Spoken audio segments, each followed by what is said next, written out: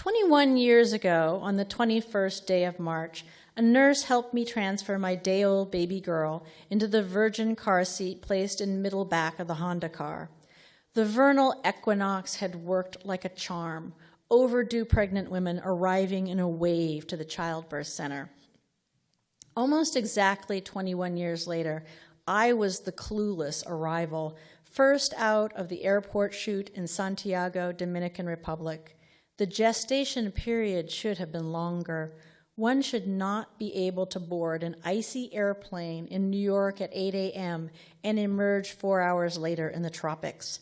The culture shock is too great, especially compounded by a confident, glowing young woman suddenly breaking from the waiting throng, calling, "Mom!" With that, I became more daughter to my daughter than mother, the non-Spanish-speaking visitor into her current world, following her lead. Emerging through the door of the flat little airport into the humidity and exhaust fumes of Santiago, I was befuddled, perhaps most of all by this young woman who was familiar and yet not. After her dad died when she was 2.5, it was always just the two of us. Emily was an anxious child who didn't like loud birthday parties and had me test her food or utensils in case they were poison. There was a year when I had to put any spoon into my own mouth first, as though my saliva was a preemptive antidote. She would chase the car if I tried to leave her with a babysitter, and needed to know what room I would be in at home, even when she wasn't there. Sometimes I felt like she was taking up all the oxygen. When did it all change? When Emily was the one who paddled the kayak, assuring me the float plane was not going to land on us? When she started rock climbing and would belay my terrified self at the gym? Or was it when the teacher introduced her to ham radio, Russian, Model UN, and turned her into a future geography major who didn't consider a single college on the West Coast? "What is Emily doing there?" my father asked as I staged my trip from Seattle to Santiago via Massachusetts. "I don't know," I said. "Spanish immersion, service learning?" 1 week later, I had an answer.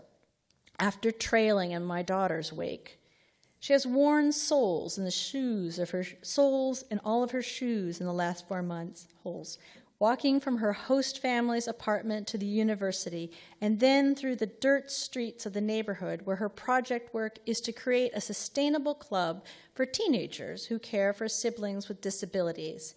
It's a barrio that many Dominicans will not visit. The neighborhood is called Cienfuegos, which means 100 fires because of the ever-growing, ever-burning landfill.